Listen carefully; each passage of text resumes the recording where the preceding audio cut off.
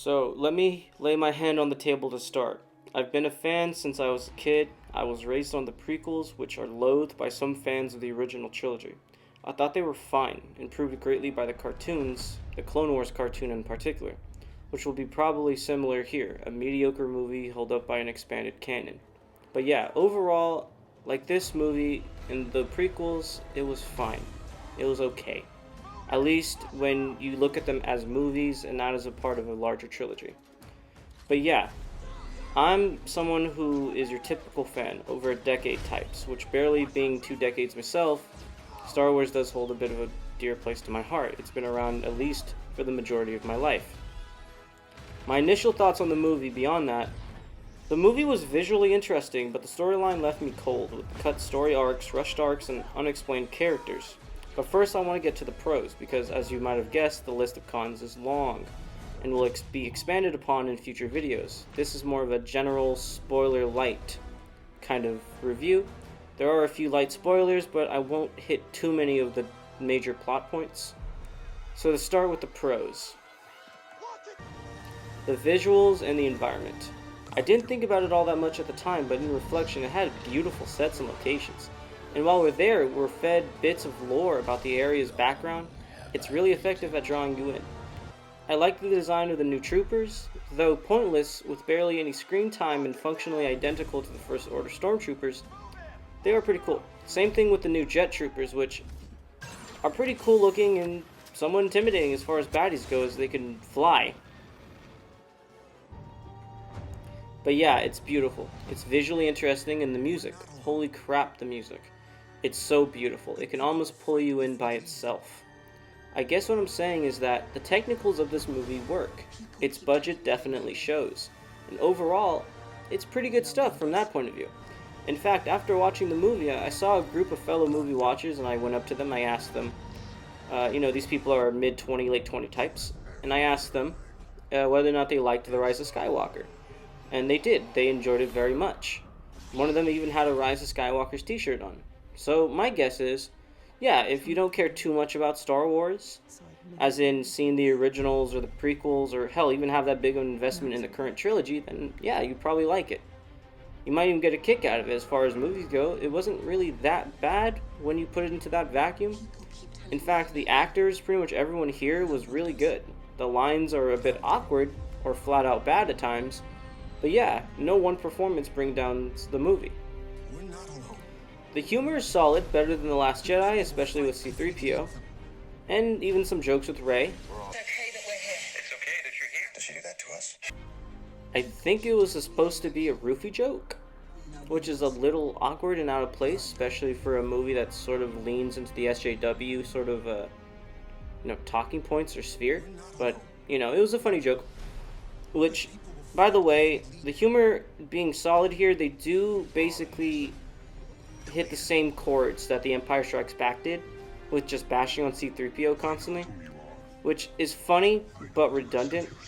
I liked also when BB-8 threw yellow phosphorus on chasing stormtroopers. Some aspects of the last two movies get a bit more depth, like the way the Empire acts. They're way more aggressive here. They're tactful, ruthless, and revenge in getting what they want. You see them sort of roughing up a village. You see them sort of interrogating people, putting people out of their homes. It's really cool. Their evilness has a purpose. It's not just because they're evil, so there. It has reason. They want to find our heroes. There was also a decent twist. It was hinted at in the last few movies, and the motivation kind of makes sense. Also, I liked Kylo's arc. He's the only real character with one in the whole movie. His development, while some proponents of it are a bit unexplained, was believable. Lando returns, which is cool to see his old ass on screen again, though he doesn't add much to the plot. And while cheap, Chewie's agony was truly heartfelt. So, I plan on doing a more detailed breakdown of the plot holes and the wasted characters and the storylines that they just sort of cut. But I want to go briefly into the worst offenses. So, here comes the cons. So to start, The Last Jedi was a bad movie. It had a lot of useless plot, retcons, and head-scratching moments. But there are some arcs from that movie that were solid. And they pretty much were dropped here. All of them were dropped here. Save for a handful that I don't think anyone really cared about all that much. And as far for Kelly Mary Tran, I feel bad for her honestly. Your part might have been the most unnecessary subplot in the entire film. You as a character was unnecessary. But she is a character that they introduced last movie, and they pretty much just toss her in the bin for this one. I'll be honest. Her sister as an A-Wing pilot was actually way more interesting, but yeah, her story just ends. And that goes the same for other subplots. Like Luke's feelings on the Jedi, Rey's parents, and Snoke, who is basically retconned from the plot. I have been every voice you have ever heard inside your head. At 2 points in the film, there is really awkward editing. Once with flying stormtroopers, where they get shot, but they cut from one guy being shot to the next, and it's very disorientating. And later on with Chewie, one moment he's here, and then the next moment he's there. And if you've seen the movie, you know what I'm talking about. The sense of time is off too, like we skipped a huge amount of time somewhere. In fact, there's multiple points in the movie it felt like we skipped some time, or we skipped something.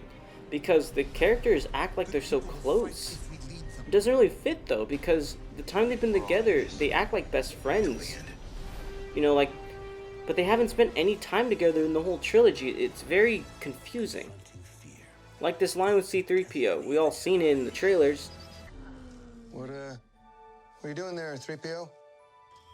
Taking one last look, sir. At my friends. It doesn't make any sense. It's odd because you've spent no time with them at all. In fact, all your friends, save for R2, are basically dead. Random characters were established with relationships with the main characters.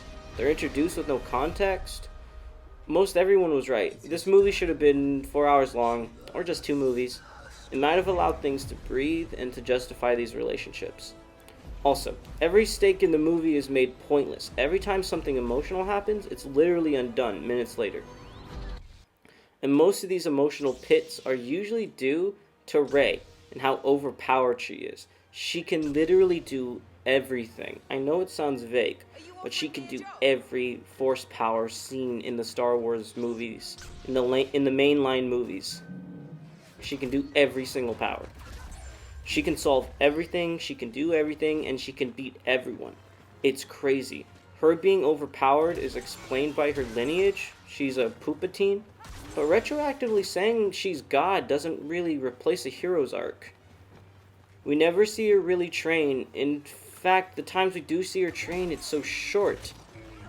She also loses to her own practice droid in the training session, and yet is still unbeatable throughout the entire movie. The fact that she can do all these things sort of breaks the lore. Something I've been thinking about is how mired new Star Wars is in old Star Wars. Building on the past and using that as the underlining for the plot is fine. It feels like we're a part of a bigger universe. It adds context. But this movie does so much fan service, from relatively obscure references like The Force Unleashed. In fact, they actually use a scene ripped straight from The Force Unleashed. Check it out.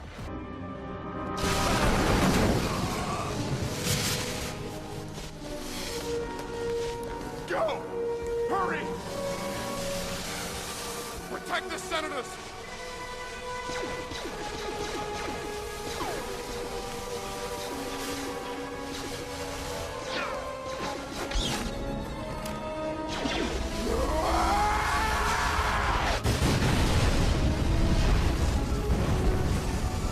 If you've seen the movie, you'll know exactly what I'm talking about. In fact, they even reused the Return of the Jedi skeleton again with the throne room scenes.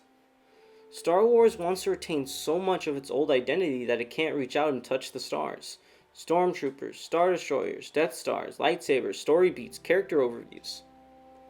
It's so safe, but the fun thing about old Star Wars was this universe we got to see for the first time, the one we've been introduced to. And arguably that's what makes the comics, the books, the side series, the TV shows, and the games so interesting. Expanded canon, and even Disney canon have this quality to them. Like in The Mandalorian, or in The Fallen Order, or even in the old non-canon games like The Force Unleashed. Star Wars can be dumb, It can be fun, it can be bleak, it can be hopeful, wondrous, or mysterious. Yet the new trilogy, sort of lacks these things. It had conflicting tones at times. We wonder at the scenery, only later for the movie to turn dark. It had a bleak tone, but it's killed after we find out Rey is essentially Jesus. Which again, if you want to make her so powerful, you should have went for a more Buccaneer tone, something more like a space adventure movie versus what almost feels like a war movie in space. Like hope, for example, one of the main themes of Star Wars. At one point in this movie, things get really bad for the main heroes. Yet, out of nowhere, hope arrives in some hand-wavy fashion. I'm referring to the last space battle, which was terrible. Its explanation as to how the Resistance assembled an armada was just lazy, contradictory, and a little nonsensical if you know how they actually got there, because it doesn't explain how they all got there. And on top of that, like, how would no one come to bat for the heroes of the last rebellion, like Leia, Luke, or Han? But they all come because of Lando. I guess they all had some Lando love. And while these callbacks are recognizable, repeating things hurts the effectiveness. They repeat so many scenes from Return of the Jedi, and even The Last Jedi. It feels like a rewrite. It hurts the wonder when we see the Force become a superpower with no justification, like Palpatine making Force storms. This ability, of course, was known as a Force Storm, which was basically pulled from the EU, that jumbled mess of contradicting lore and fan fiction levels of character power. Yeah, stormtroopers and Star Destroyers are neat, iconic things, but the Empire failed once with these armaments. Why use what's broken again as if you fixed it? It's to sell toys and play on nostalgia, which is a shame. I wanted to see a new angle on this universe, the handing down of the torch, new imagination pumped into this, but they rather stay mired in familiar iconography, instead of reaching out with their imaginations to show us new parts of the universe. So my conclusion, overall the movie on a technical level was fine, even enjoyable at some parts. Interesting environments, sounds, cool bits of world building, like they did on the desert planet. There was a little bit of a nod to the old movies there, which was cool, but it wasn't shoved in your face, and has a bunch of nonsensical retcons. Repeated plot points, terrible space battles with no payoff, and nonsensical decision making, no stakes, along with some disorientation from the time jumps and at times really bad editing. If you love Star Wars like me, watch the old movies, the Clone Wars cartoon, The Mandalorian. Hell, play the new and old games. They're all pretty solid now. Even Battlefront 2 is not half bad now. It has an instant action mode. I don't think I'll stop loving Star Wars. There's lots to love in this universe, but my excitement for the mainline movies is pretty much eroded. Rogue One was my favorite. It was the best of the new movies in my opinion, but it also suffers from similar problems, though they justified it by basically shoving it right into the middle of the old series. Anyway, it's not the best piece of Star Wars related cinema is my point. That falls to The Mandalorian and potentially the Clone Wars cartoon. Don't watch the movie now. Wait for it to be rentable online on Google or Disney Plus, because it has good sections, and perhaps when we get the extended release, or the extended version, it would be improved. But I don't think it's very good at release. I think the movie, honestly, you can pass. You can pass on it. It's an okay movie, but a terrible Star Wars movie.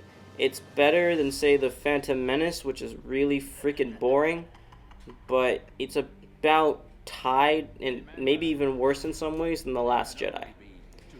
So, thank you for watching. Please like and subscribe and comment. Stay tuned. I'm going to do deep dives into this movie about the spoilers and the plot and the random ass retcons, characters, and other things. So yeah, stick around. Like, subscribe, comment, do the usual. Bye.